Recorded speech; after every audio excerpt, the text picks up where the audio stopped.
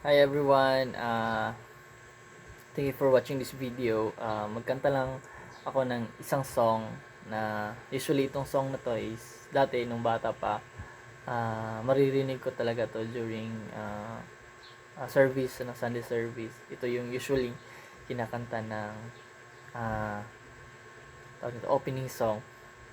And this song is ano, very memorable for me. Ang title pala nito is Lord Prepare Me. So kung alam niyo, pwede niyo akong sabayan. Okay?